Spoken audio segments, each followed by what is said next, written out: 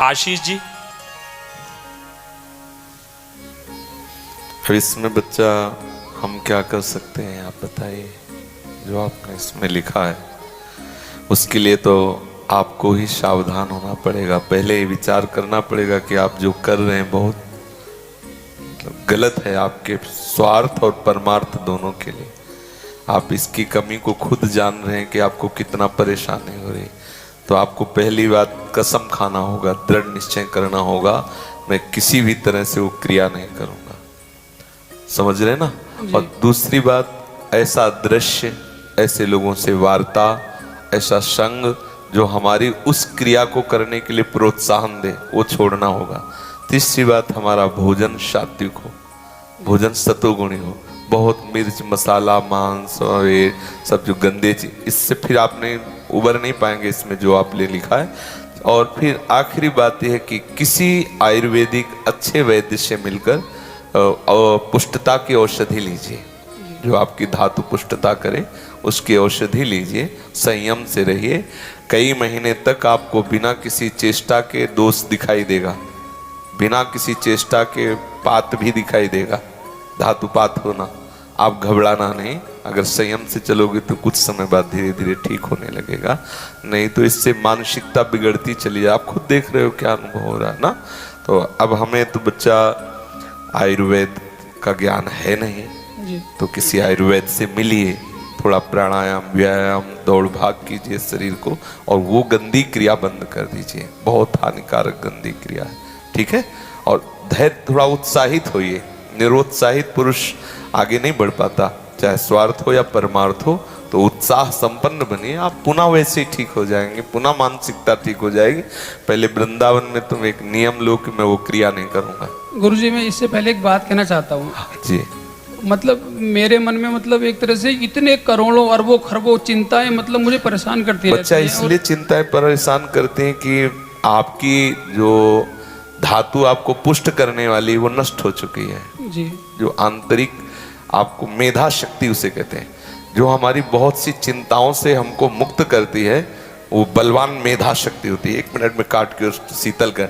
अब मेधा शक्ति बलवान है नहीं, तो सब चिंताओं को लिए हुए बार बार आपको क्लेश पैदा करती रहती है। ये जो ब्रह्मचर्य का नाश करते रहते हैं ना, उनकी मेधा शक्ति क्षीण हो जाती है, उनकी स्मृति शक्ति क्षीण हो जाती है, स्वभाव में चिड़चिड़ापन आ जाता है, दिमाग में ज्यादा मतलब बल लगाने की सामर्थ्य नहीं रह जाती। अगर बार बार कोई प्रश्न उत्तर करे तो एकदम, तो इसलिए बहुत थोड़ा सा है। गुरुजी, मेरी आंखों की रोशनी भी कम हो गई है, बाल भी सफेद। वैसे हमने उसमें उस एपिसोड में वर्णन किया है कि ये सब लक्षण उसके अंदर आ जाए, और ये सब आप लोगों के सुख के लिए ही वर्णन किया है जी। यद्यपि इन विषयों पर चर्चा गुप्त रूप से की जाती है, पर हम प्रकाशित रूप से इसी से किया कि आज हमारी नई समाज जो है, क्योंकि हम तो जानते नहीं हैं, जब हम पढ़ रहे थे तो ऐसा था नहीं, लेकिन नए नए बच्चे जो हमारे पास आए तो उन्होंने बताया कि हमारे क्लास में इन बातों का चैप्टर डाल दिया गया है। अब हमारे समय में तो रहीम के दोहे, कबीर के दोहे, हमारे समय में तो ये चैप्टर थे नहीं। आज जो चैप्टर पर, अच्छा सोचो, अभी 12 वर्ष का बच्चा है, अब उसने गंदे आचरण शुरू कर दिए, वीरनाश करना शुरू कर दिया। अब वो जब 22 वर्ष का होगा तो उसकी हालत खराब हो जाएगी।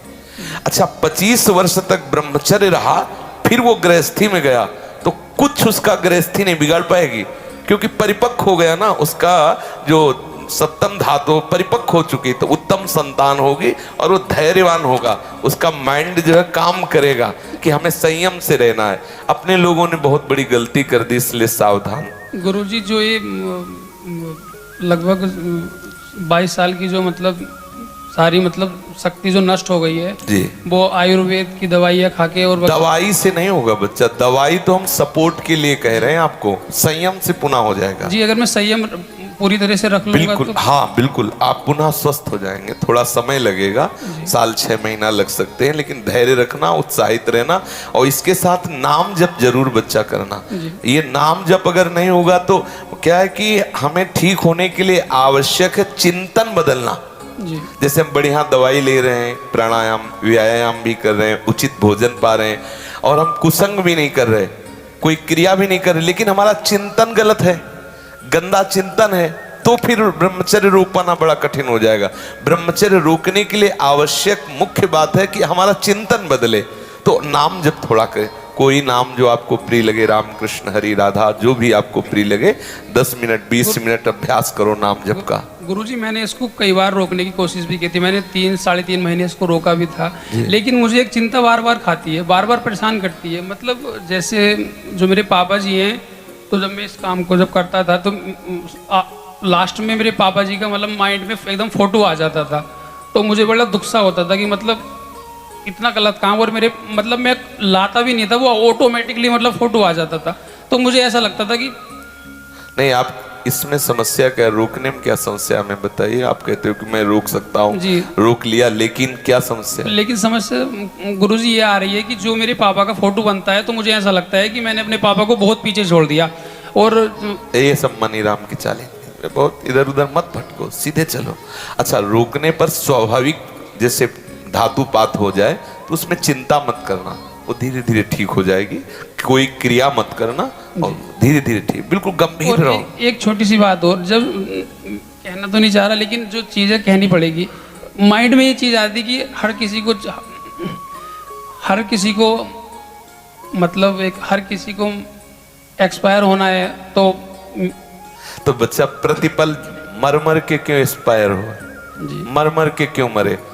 अरे एक बार मरना, तुम तो प्रतिपल मर रहे हो बच्चा। हम प्रतिपल मृत्यु से बचाना चाहते हैं। एक बार जब शरीर छूटना होगा तब छूटेगा, लेकिन जब तक, अब गाड़ी का एक्सीडेंट होना ही है कभी ना कभी, तो हथौड़ा ले और अभी उसे तोड़ करके खड़ी कर दो, तो खत्म यात्रा। अरे जब होना होगा तब होगा, जब तक नहीं हो रहा तब तक तो हम अपनी यात्रा तय कर रहे हैं ना। आप प्रसन्न रहिए और जो चिंतन आता है निगेटिव नकारात्मक, उसे छोड़ते रहिए। कुछ दिन थोड़ा ब्रह्मचर्य से रहोगे तो शीतलता आने लगेगी, आपको खुद अंदर से उपदेश होने लगेगा, खूब अच्छा लगने लगेगा, आप सतमार्ग में चलने लगेंगे। ठीक है ना? आप जैसा कहा वैसा ध्यान दीजिए और किसी आयुर्वेदिक वैद्य से मिल करके धातु पुष्टता की औषधि ले लीजिए, ये उसी को दे।